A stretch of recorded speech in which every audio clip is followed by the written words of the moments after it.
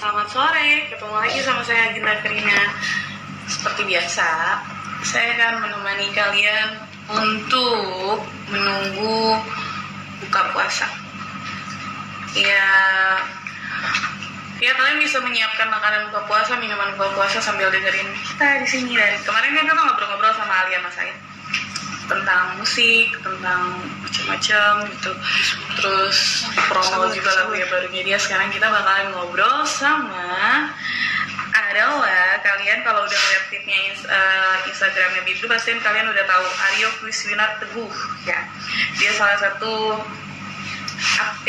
kita bakal banyak belajar tentang cara mengajar, apalagi mungkin di sini udah ada ibu-ibu muda yang karena kan banyak sekarang anak-anak sekolah memang belajar di rumah. Ada juga yang keteteran, ada yang mungkin bisa mengajarkan dengan baik. Nah di sini kalian bisa nanya-nanya sama Wiswinar juga gimana cara mengajarkan anak dengan baik mungkin. Nah di sini udah bergabung dengan Wiswinar, tapi kita lihat dulu sebentar ya teman-teman. Kalian boleh kalau siapin pertanyaan kalian. Mungkin di sini ada bapak-bapak, ibu-ibu yang keteteran nih ngajar anak. Aduh ternyata nggak gampang nih jadi guru di rumah gitu. Terus kayak ini anak susah diajarin. Kalian bisa nanya-nanya sama Kiswinar di sini gitu. Nah terus saya mau jelasin juga, mungkin kalian Kiswinar itu selain dia bisa mengajar, dan yang kalian tahu ternyata dia jago sulap. Dia mau nggak ya sulap di sini? Terus dia mau nggak ya ngajarin kita sulap? Nanti kita coba tanya-tanya sama dia. Halo Cirebon, hadir selalu Cirebon. Salam dari kita bifdu.com gitu. Oke. Mungkin kalian ada yang belum ada yang tahu juga, Kiswinar ini salah satu dia bisa dibilang dia dulu pernah mengajar mengasih penyuluhan mungkin ya. Aku sih kurang tahu, tapi nanti kita tanya. Dia ngisi acara di TVRI tentang mengajar. Takutnya salah, nanti kita tanya langsung aja sama Kiswinar. Oke. Dari mana lagi nih kalian? Hai juga Alien Official, Felicia Official, Alien Felicia Official, Felian. Okay. Hai juga, kalian dari mana aja? Mungkin kalian bisa di sini komentar, ngomong sama Kiswinar. Kita lihat Kiswinarnya sudah hadir. Oke, sip.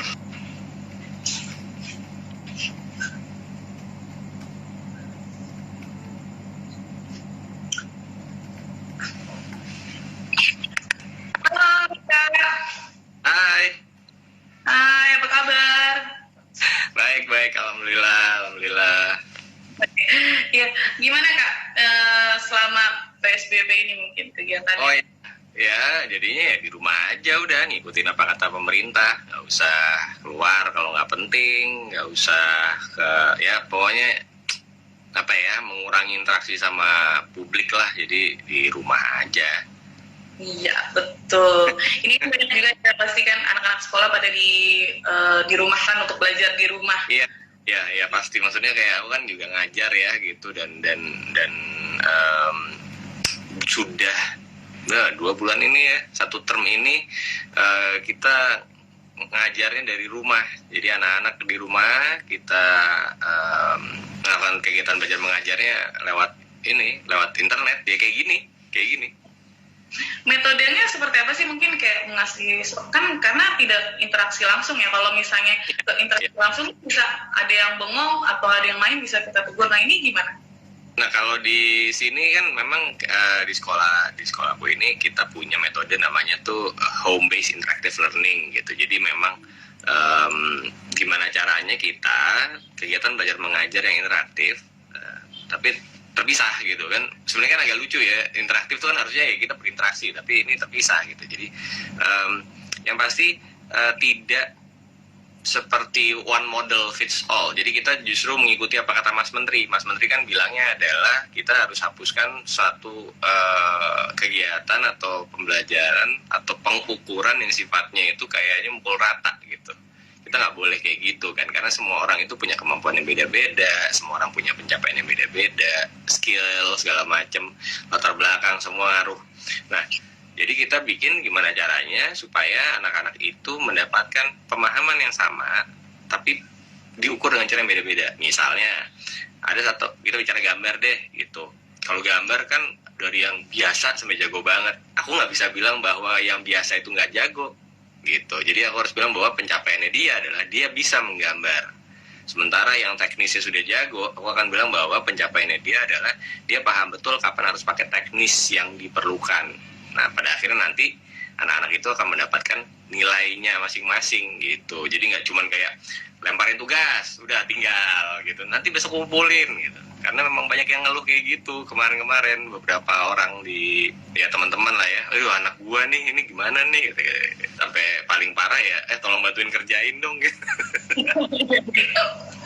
Iya, ada beberapa artis juga yang kita wawancara, mereka mengeluhkan kayak ternyata nggak gampang ya jadi guru gitu. Terus ada yang tidak bisa menahan emosinya karena anaknya sulit untuk diajarin gitu. Itu gimana ya maksudnya? Masukannya untuk itu juga pertanyaan-pertanyaan. Jadi gini, sebetulnya itu kesulitannya adalah ketika orang tua menjadi guru, itu jadinya nggak bisa objektif, karena itu anak, gitu loh. Jadi akan ada emosi yang terbawa di situ, akan ada apa namanya perasaan bahwa ini kan anak gua gitu kan. Terus kalau misalnya anaknya pintar ya senang, tapi kalau anaknya masih kurang kan rasanya juga kesel gitu. Jadi apa namanya banyak yang pasti akan sangat-sangat bertanya-tanya ini gimana caranya. Sebenarnya sih caranya tuh nggak susah-susah amat ya sebetulnya. Pertama memang sekolah juga harus menyiapkan modul. Nah, modulnya ini juga harus tepat sasaran. Dalam arti kata jangan sampai si anak malah jangan sampai hanya sekedar pengguguran kewajiban. Nah, itu yang salah tuh. Banyak kan mungkin beberapa orang karena memang tidak biasa dengan belum terbiasa dengan pola pembelajaran interaktif seperti ini, membuat akhirnya hanya sekedar melempar suatu modul yang kayak kerjain ya besok kumpulin gitu. Tanpa ada evaluasi, tanpa ada pengukuran bahwa apakah ini nyampe apa enggak ilmunya ke anaknya, apakah ini anaknya paham apa enggak kan gitu. Karena lebih penting anaknya paham ketimbang anak yang ngerjain tugas. Makanya kalau aku sama sekali nggak memberikan tugas yang banyak. Satu term ini itu cuma satu tugasnya, tapi dipecah banget gitu. Jadi anak-anak paham betul rincian-rincian dari pencapaiannya mereka nanti ke depan. Jadi jangan cuma dikasih tugas terpisah, brak, nggak bakalan nyambung anak-anak itu gitu. Apalagi dalam kondisi yang kayak gini, di mana nggak boleh kemana-mana, terus pasti bosen. Nah, namanya anak-anak kok gitu kan. Jadi harus dibikin gimana caranya si anak itu bahasa kasarnya adalah kita jaga mereka tetap pintar dan tetap waras, dan waras itu jauh lebih penting daripada pintar gitu. ya mungkin ada juga karena di rumah juga anak-anak, karena apalagi orang tua dia ngerasa dekat, dia bisa melawan aja gitu kali mungkin ya. Ya, itu satu karena memang si orang tua ya itu lagi-lagi karena koneksi gitu ya, koneksi batin gitu ya, ini anak gue gitu. Sementara sih ya beberapa orang tua juga kadang-kadang juga ngomong, Pak tolong bangunin anak saya dong gitu, kayak gimana sih itu kan anak lu gitu ya. Tapi maksudnya ya kami sampai harus mengambil peran itu gitu, bahwa pagi-pagi kami harus jadi wakernya mereka gitu untuk membangunkan anak-anak itu gitu.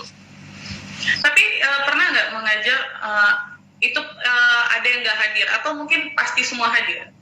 Oh, kalau sama, ini sih nggak ada bedanya kayak di sekolah. Pasti ada aja yang nggak masuk, pasti ada aja yang telat gitu, pasti ada aja yang baru besok yang ngomong kayak gitu.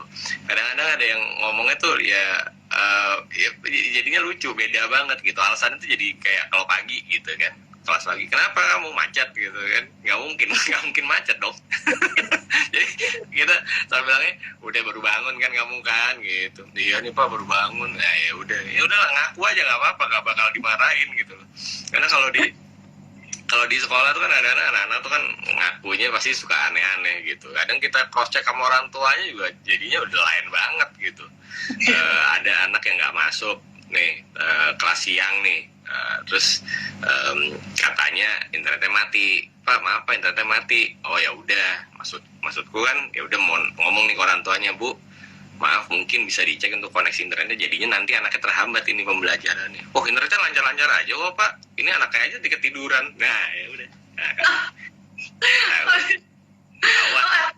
Guru-guru juga harus aktif dengan orang tuanya, apapun alasannya tetap komunikasi lagi sama. oh iya, iya tentu karena memang memang kami sih menaruhkan anak itu di depan. Maksudnya kami menganggap bahwa murid-murid kami itu sudah kami anggap cukup dewasa untuk bisa ngambil keputusan sendiri, sudah paham tentang konsekuensi dari apa yang dia pilih. Jadi kita anggap bahwa itu terus kita coba kita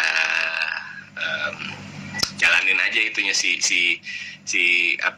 pembelajaran itu. Tapi lagi-lagi terkadang si anak juga agak bandel gitu, nggak mau ngasih tahu progres, nggak mau ngasih tahu update, nggak mau ngasih tahu atau paling tidak sabar-sabar gini, nggak mau jujur, nah gitu loh, nggak mau jujur sama orang tuanya ada apa di sekolah gitu.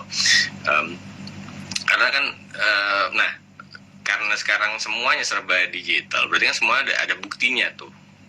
Nah, enaknya kami sebagai guru adalah kami kalau lapor ke orang tua, nih loh Bu, reportnya seperti ini, anak ibu nggak masuk berapa kali, anak ibu nggak ngerjain tugas atau apa. Jadi kalau misalnya nanti di akhir rasa-rasanya kok nilainya ada masalah, ya ini hasilnya, sebelum komplain kita udah tunjukin gitu, berarti itu. Tapi kalau menurut kakak sendiri, pembelajaran ini kan sudah berminggu-minggu ya.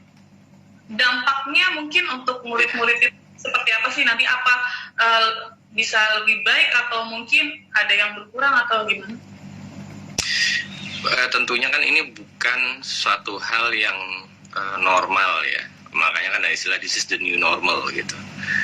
This is the new normal karena udah lebih dari sebulan kita menjalankan kegiatan seperti ini gitu. Dan ketakutan kami itu sebetulnya adalah bahwa apakah kami sebagai pengajar, maksudnya apakah kami sudah yakin bahwa yang kami sampaikan itu akan menjadi bekal yang baik buat mereka. Karena apapun yang terjadi setelah ini, mereka akan ada di posisi pengambil keputusan. Mereka akan jadi decision maker di bidang apapun. Mereka akan jadi guru juga mungkin, mereka akan jadi pejabat, mereka akan jadi presiden mungkin someday. Nah, bayangkan dengan posisi yang posisi yang tiba-tiba dulunya dia ada di masa belajar itu di rumah aja. Nah, jadi makanya kami sepakatnya gitu pada saat itu, anak tidak boleh tidak tahu, tapi anak harus tetap waras. Karena kami yakin banget bahwa kewarasan anak jauh lebih penting gitu. Itu aja sih, stay sane gitu. Karena banyak yang komplain gitu, kayak Pak bosen nih Pak. Iyalah, saya juga bosen gitu. Kalau dibilang bosen, semua orang bosen, tapi bersyukurlah kamu masih di rumah. Karena di luar sana ada orang yang terpaksa harus keluar rumah hanya untuk bertahan hidup. Jadi saya selalu ingetin itu, kamu harus bersyukur gitu. Saya selalu ingetin kayak gitu. Tapi kasihan juga ya maksudnya tidak semua anak-anak dimudahkan dengan fasilitas yang ada. Ya, seperti yang pemerintah, ada guru-guru yang mendatangi muridnya juga. Ya, itu salut banget, aku salut. Itu melihat hal kayak gitu, aku nggak pantas menyebut diriku guru gitu. Aku hanya tenaga pendidik aja lah, aku nggak berani bilang guru gitu. Guru itu yang kayak gitu tuh, yang di masa lagi pandemi gini, anak-anaknya tidak semuanya punya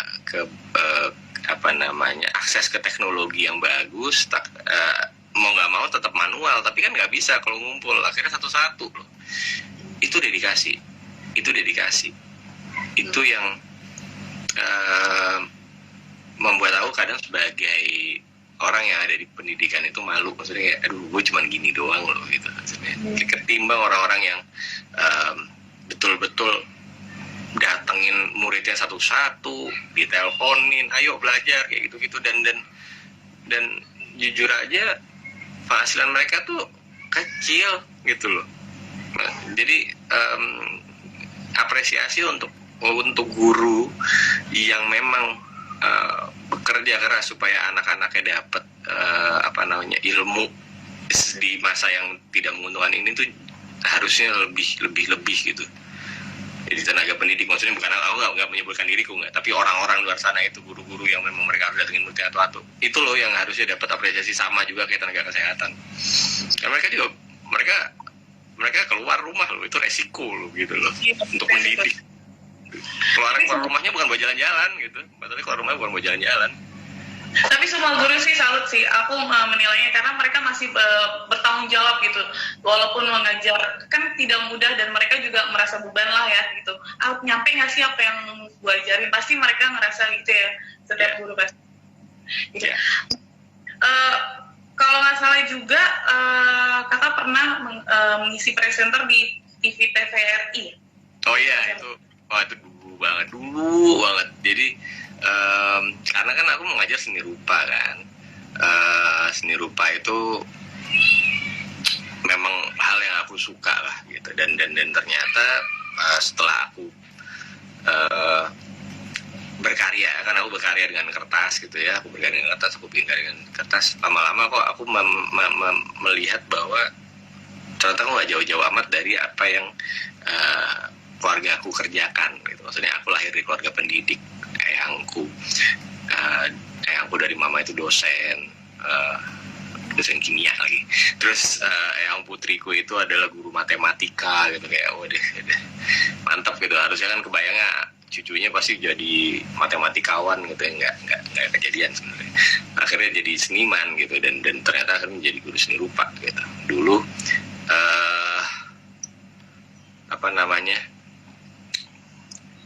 aku pada saat itu berpikir bahwa satu-satunya cara supaya, menurutku pada satu-satunya cara supaya orang sadar bahwa berkesenian itu bagus, mau nggak mau harus disebarkan dengan cara edukasi.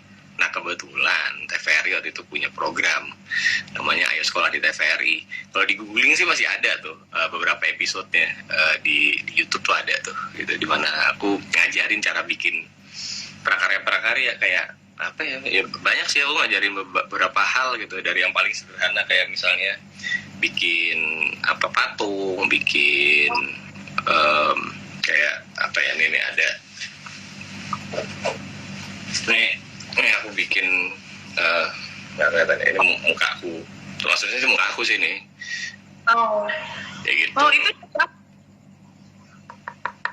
Ini pakai clay. Jadi pakai clay. Jadi aku bikin kerajinan dan aku ajarin caranya. Jadi aku kayak sharing gitu kan. Bikin yuk, kita bikin ini gitu. Waktu itu memang target usianya tuh SD, tapi ternyata banyak SMP sampai malahan ada ibu-ibu, karena ternyata anaknya itu merasa saking mungkin susah ya, mungkin bukan susah sih, mungkin karena anaknya tidak terbiasa dengan pelajaran kerajinan tangan di sekolah, dapat yang begitu, penasaran pengen bikin, ngajakin orang tuanya gitu. Oke, jadi akhirnya orang tuanya juga nonton gitu. Jadi gitulah, selama lumayan lama lah, 100-an episode ada kali.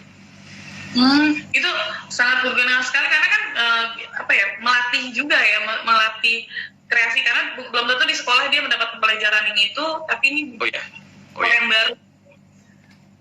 Nah itu nggak ada pengen dilanjutin kalau misalnya nanti ada lagi acara yang menawarkan mungkin? Kalau seandainya ada yang mau nawarin acara kayak gitu, konsepnya bikin prakarya, ngajarin tentang, paling tidak bukan ngajarin bikin karya sih, membagi tentang mengapresiasi karya seni itu sebetulnya. Karena yang kurang di Indonesia tuh kayak, kalau aku rasa tuh itu, sampai hari ini kita harus sadar bahwa menjadi seniman tuh it's not a career option di Indonesia. It's not a career option to be an artist di Indonesia gitu. Pertanyaannya pasti sama, mau makan apa gitu. Dan aku selalu jawab, kalau ditanya kayak gitu jawabnya harus sama ya, makannya makan nasi, aku bilang kayak gitu. Jadi karena menjadi seniman tidak berarti kamu jadi bisa makan beling gitu loh pertanyaan yang harusnya. Orang-orang kadang-kadang kan pertanyaannya kayak gitu, mau makan apa kamu jadi seniman? Ya makan nasi lah, gimana sih, emang jadi makan rumput gitu kan? Enggak juga gitu. Jadi aku selalu ingetin sama teman-teman teman-teman atau adik-adikku yang baru mau menjadi seniman gitu, udah percaya aja kalau emang apa kamu yakin kamu masih dapat lah gitu, dapat apa yang kamu mau gitu, asal usaha. Pasti ya. Kalau aku tuh suka banget gambar di kanvas itu. Ya. Dan aku tuh juga kemarin baru bikin satu. Oh, baru bikin. Masih sketsa. Suka banget itu gambar di kanvas. Iya. Nah, Wah, itu sih bagus banget. Beda banget kalau apa. Itu bagus. ya belum selesai. Belum selesai. Wow. Ini masih, kemarin aku sempat tanya di Instagram nih dilanjutin apa enggak gitu kan. Ini masih pensil jadi belum. Itu bagus.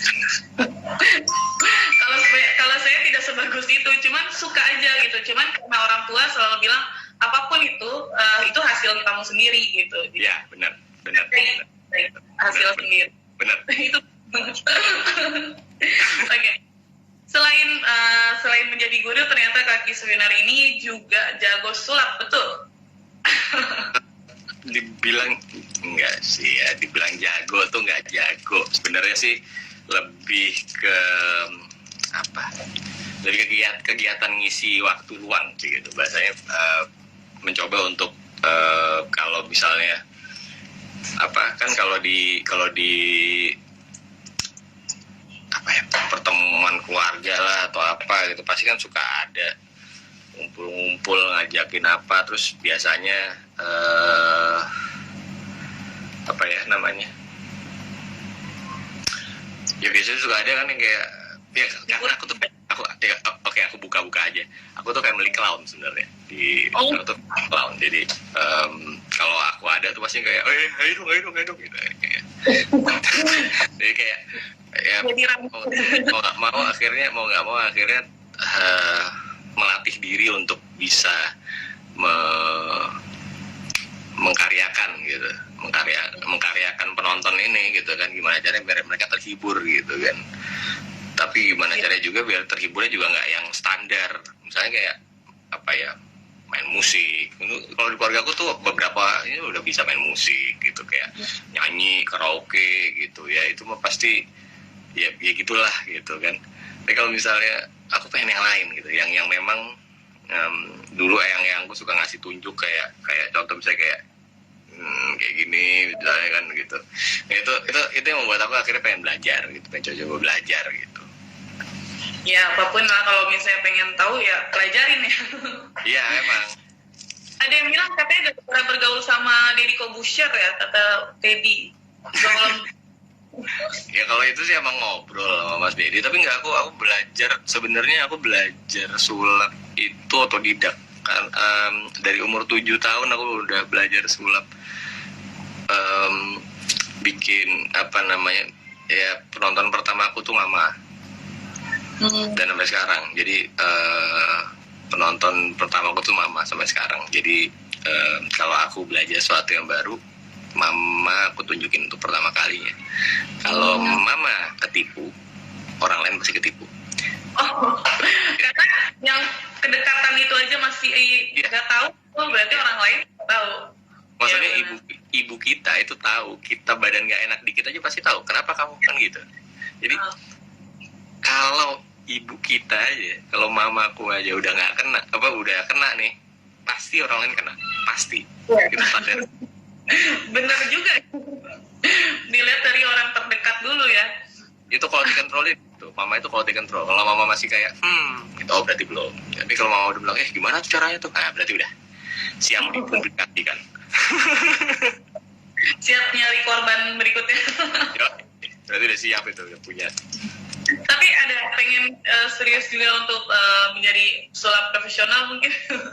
Enggak sih, dulu pas kuliah pengen, pas kuliah itu pengennya segitu, cuman karena kuliah kan, aku kan nggak mau kalau kuliah nggak kelar, terus akhirnya mikirnya gimana caranya, akhirnya pada saat itu aku menawarkan jasaku untuk acara-acara ulang tahun, private party atau apa, dan itu setiap minggu orang-orang pada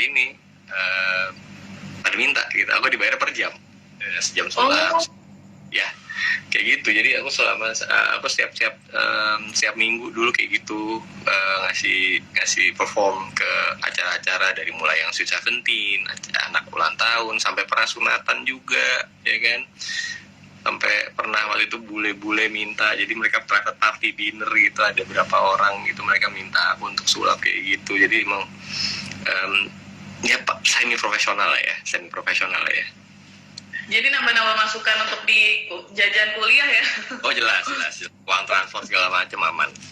Iya, aman. Nah, ini kan ngomongin bulan Ramadan nih, untuk Kiswinar sendiri ngisi waktu Ramadan seperti apa sih?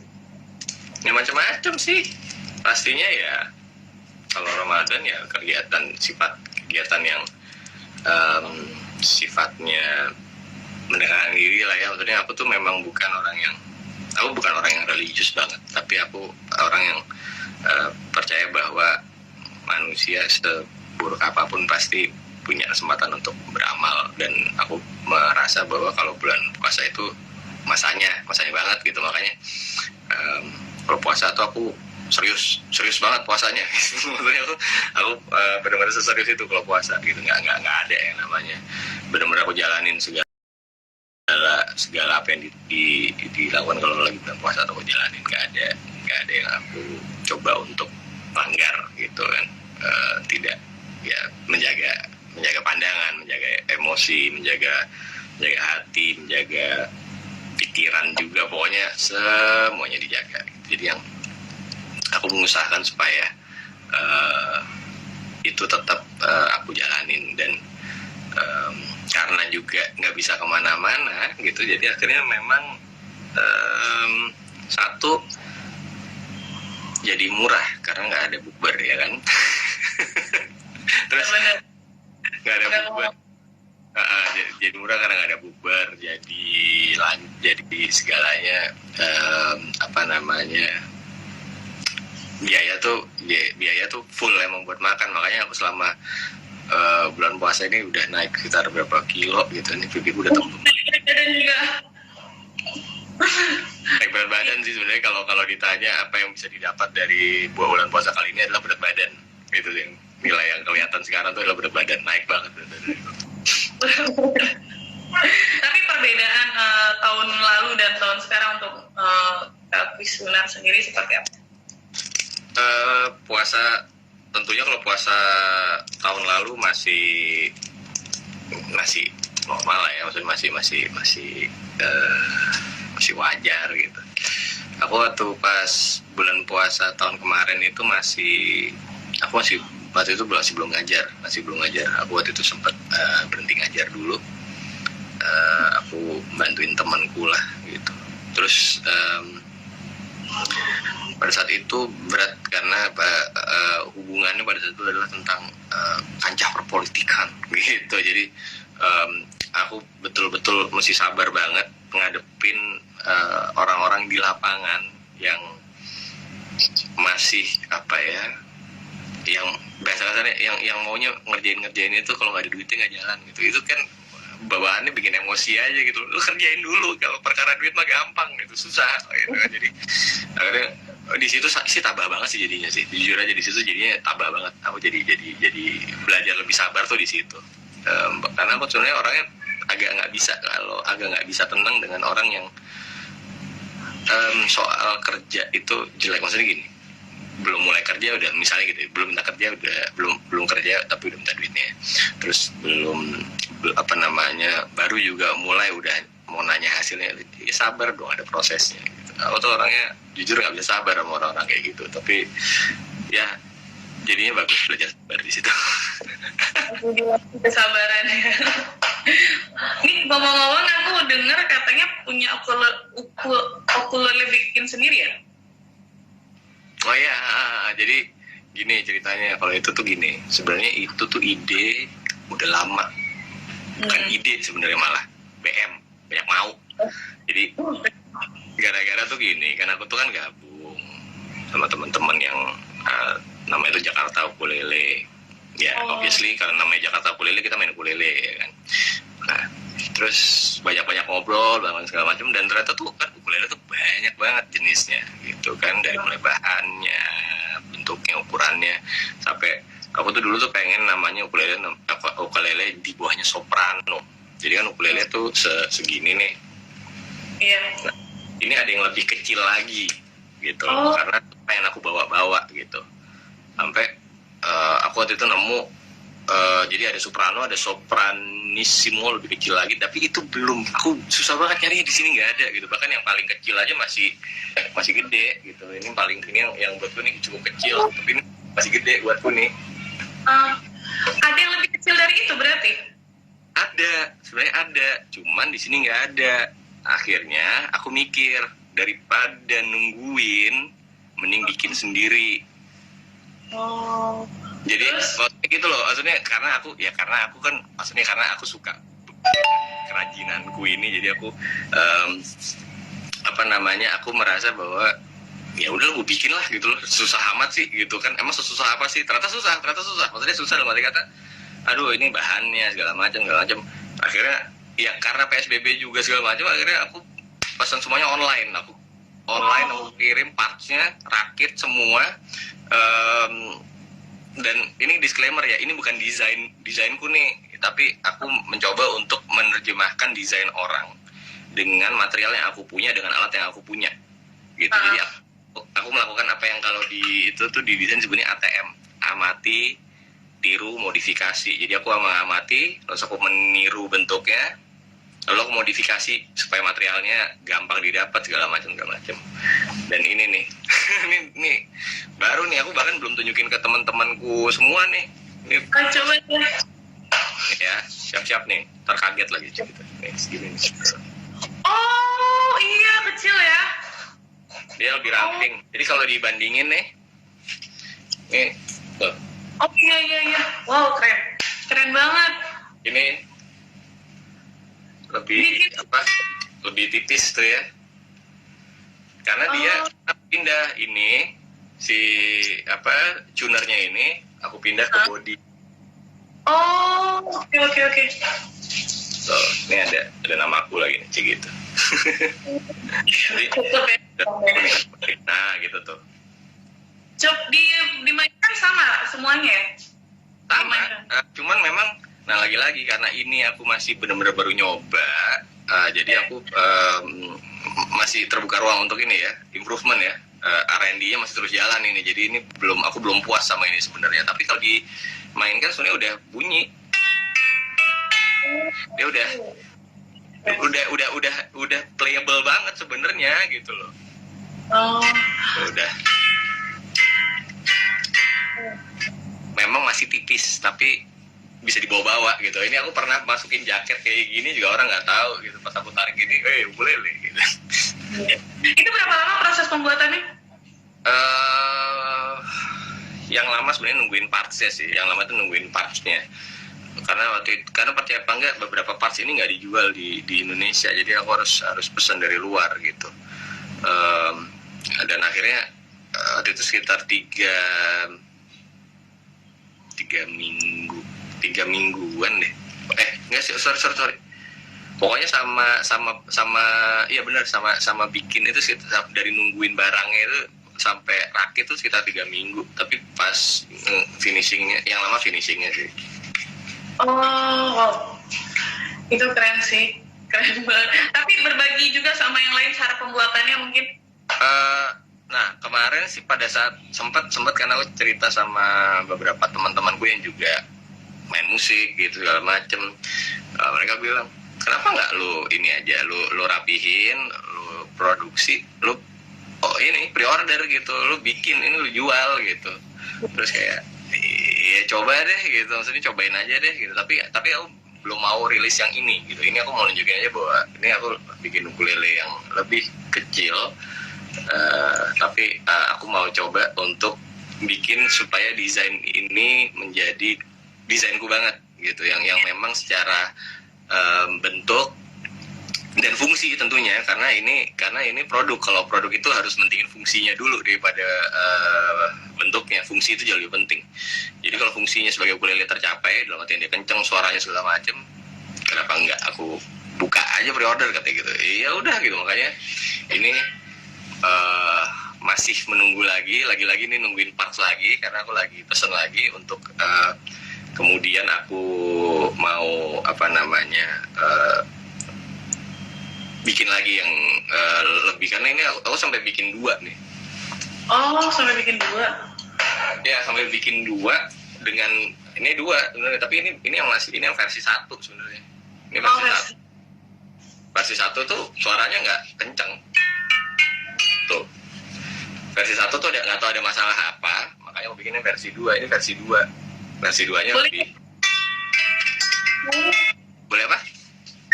Lebaran sebentar lagi. Lebaran. Iya ya. Lebaran sebentar. Iya, literally sebentar lagi loh Lebaran tuh. Bentar ya. C ya. Lebaran sebentar. Oh ya, bisa. Ya. Maaf ya, saya ini bukan pembuat instrumen, saya bukan penyanyi. Jadi kalau ini dibilang jelek ya nggak salah, saya nggak marah. Saya dibilang suara jelek juga saya nggak masalah. Kita saksikan Sinar dengan ukulele buatannya. Oh ya, ini pakai ukulele buatan sendiri. Oke, siap.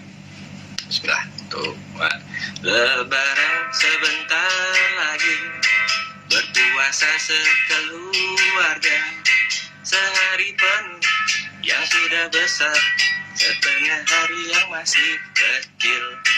Alangkah asik pergi ke masjid, sholat tarawih bersama-sama.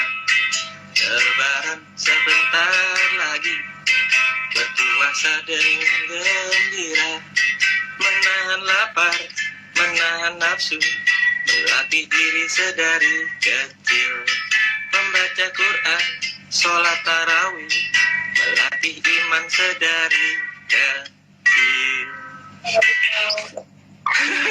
Alhamdulillah. Jadi pengen belajar ukulele jadinya. Ukulele tuh, asli ya, ukulele tuh salah satu instrumen yang gampang untuk dimainkan buatku, karena aku tuh nggak bisa main gitar, bener. Oh itu ada yang nanya bisa pesen, bisa ya pesen kemana lagi kalau nggak ke aku yang bikin. Kita ke Instagramnya dong langsung. Iya. Ke DM. Ya nanti mungkin ada postnya lah gitu, tapi ini asli aku masih belum mau rilis yang ini sih, tapi nanti aku mungkin akan post aja untuk nunjukin bahwa aku membuat sesuatu gitu, meskipun ini bukan desain asliku. Nah, mungkin tiba-tiba ada kepikiran untuk menjual atau gimana, cepet-cepetan deh. Iya. Mungkin berubah pikiran gitu, sebenarnya mau menjual. Jadi, tapi ini ada juga yang minta katanya tadi di atas, sulap dong, sulap kan gitu. Sulap. Aduh. Apa ya? Oh ini aja nih. Ini sulap klasik sekali ya. Tapi visualnya kuat sekali. Mungkin udah sering lihat nih. Saya nggak pernah bosan main ini karena ini lucu banget. Nih jadi ada 1, 2, 3, 4 ya. Ada 4 ring. Kita taruh dulu yang 2 nih. Nah, bisa kita lihat teman-teman nih. Ya. 1, 2, 3. Nah tuh. Sekarang nyatu dia. Sudah nyatu dia. Oke. Nah, terus perhatiin. Satu lagi yang nyatu nih. Kita tempel lagi nih. Nah, sekarang dia jadi 4 yang nyatu. Nah, tuh. Ya kan. Terus kita buka lagi. Bisa dia. Perhatikan yang ini. Dia menyatu dan nah itu kayak gitu. Jadi wow. Kok bisa saya tadi nyari yang mungkin ada bolongan yang copot atau gimana dia tadi, saya pengen. Nggak ada bolongnya sama sekali ini. Tuh. Bisa ya. Wow. Apa lagi ya? Mungkin ini. Mungkin tahu ini ya. Tahu apa nih? Rubik ya. Rubik. Rekor dunianya itu 4 detik. Serius. Yeah. Rekor dunia. Ini nggak bohong. Coba cek deh. Cek. Itu rekor dunia itu 4 detik. Nah, aku mau coba untuk di bawah 4 detik gitu. Kata benar, nih, bentar ya, nih biar tetap kelihatan gimana cara. Kalau gini, nah ini, aku punya ini apa ini namanya? Paper bag ya. Oh ya. Oke. Kosong ya. Jadi teman-teman bisa lihat bahwa ini Bluebeak-nya ini aku masukin. Jadi aku akan masukkan ini biar yakin bahwa nggak ada apa-apa. Ini aku masukkan ke dalam situ, ya kan? Nah, di dalam sini loh dia ya, tidak di apa-apain ya. Jadi cuma diginiin doang nih. Hitung ya, 3, 2, beres udah beres. Oh beres kan? Udah beres. Nah, terima kasih. Oh nggak percaya. Pasti nggak percaya. Perhatiin. Tuh. Ya kan? Itu gimana caranya saya tidak tahu. Rubik itu ya gitu, tidak susah-susah banget sebenarnya. Ya.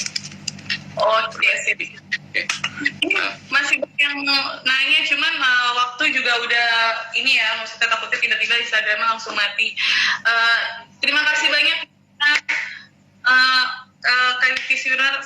Terus juga kita bolehlah kapan-kapan kita ngobrol ya di kantor atau wawancara lebih dalam lagi. Nah, karena siap, Bu. cuman kan kita juga waktu yang tidak mengizinkan ya, maksudnya waktunya. Gitu. Boleh kita kapan-kapan atau enggak nanti kita nyamperin setelah pandemi corona inilah mungkin ya. Pasti. Kita minta waktunya yang sibuk itu. Tenang aja, pokoknya monggo banget kalau misalnya mau main atau aku yang main ke sono silahkan, nanti kita atur waktu. Boleh banget, tidak merepotkan. Kita ngobrol lebih banyak lagi. Oh ya mungkin terakhir Kak, boleh nggak sih ngasih, kan ini masih berjalan ya, apalagi ujian juga ya, anak-anak sekolah ya lagi ada ujian. Ada yang ujian. Kemarin kita kalau sekolahku kemarin kita baru selesai ujian, kita paling lagi kita mau siap-siap koreksi nih gitu. Kadang-kadang UN ditiadakan tapi kita punya ujian untuk standar untuk nilai di sekolah. Gitu. Boleh ngasih masukan untuk orang-orang tua di rumah supaya menjadi lebih sabar lagi. Tapi dengan begini ya orang tua jadi tahu ya ternyata tidak mudah menjadi guru gitu ya. Ya. Jadi memang percayalah bahwa sebetulnya orang tua itu adalah guru sesungguhnya. Kami ini hanya pembantu kalian para orang tua. Karena kalau katanya Ibu Kartini aja, sekolah paling awal adalah rumah, sekolah paling kecil itu adalah rumah. Berarti siapa gurunya? Gurunya ya orang tua gitu. Dan terkadang tidak hanya gurunya yang, maksudnya gini, terkadang kita mikir bahwa kalau kita orang tua kita guru, padahal dari anak pun kita bisa belajar. Berarti pada satu titik orang tua itu orang tua itu menjadi gurunya si anak gitu. Sama kayak aku juga kok gitu. Artinya aku di sekolah tidak pernah merasa bahwa ini sifatnya apa yang sifatnya hierarki gitu, bahwa kayak saya lebih tua, saya gurunya gitu. Enggak juga, ternyata itu hanya jabatan profesi gitu loh. Ketika anak-anak jauh lebih tahu, di situ kan posisiku jadi murid. Wah, mantep nih saya dapat ilmu gitu. Jadi buat orang tua beda banget cara pendidikan zaman kalian, zaman saya sama zaman mereka itu beda gitu. Dan kita nggak bisa pukul rata. Masa puluhan tahun kehidupan manusia ini berjalan, kita masih mengajar hal yang sama dengan cara yang sama, kayak nggak mungkin deh gitu. Jadi memang orang tua juga harus siap sama perubahan. Anak-anak juga harus siap bahwa orang tuanya mungkin sulit berubah.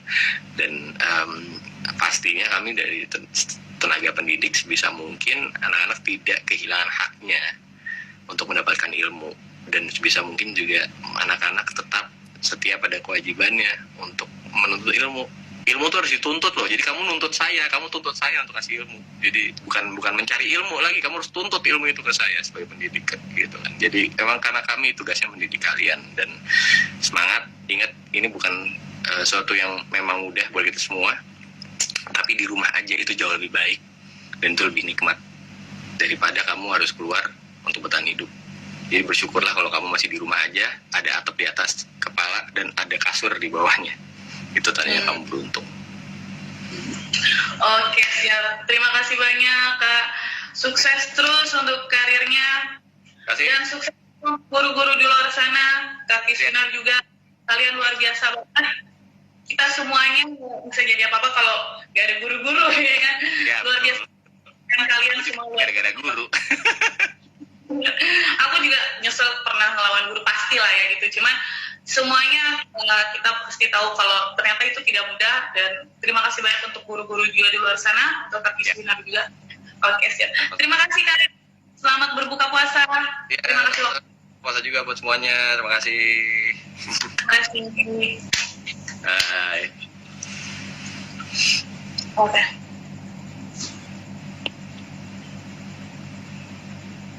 Ini. Oke, terima kasih teman-teman sudah tadi udah banyak ngobrol ya sama Kak Kiswinar juga tentang mengajar seperti apa. Tidak mudah menjadi guru, mungkin di situ ada orang-orang tua muda yang sekarang berperan menjadi guru di rumah. Dan keren deh. Mungkin juga teman-teman yang di sana mungkin masih sekolah kayak sering ngelawan guru, tapi ya itu terserah ya. Tapi pas kalian mungkin di umuran kita, kalian bakalan tahu kayak wow, mereka luar biasa banget. Aku juga baru sadarnya pas sudah dewasa, cuman kalau sadarnya lebih dulu kan lebih bagus lagi ya. Oke, terima kasih semuanya sudah menemani kita. Terus kalau mungkin tadi ada yang ketinggalan, kalian bisa kembali menontonnya di YouTube kita, youtube.com. Oke, terus juga kalian bisa baca. Nanti kita bakalan tulis di situ, dan mungkin ibu-ibu yang pengen tahu cara mengajar yang baik, lihat di sini webnya youtube.com. Terus jangan lupa like Facebook kita youtube.com. Dan jangan lupa like Instagram saya Karina. Terima kasih semuanya, selamat berbuka puasa. Semoga makanan minuman kalian semua tercukupi. Bye.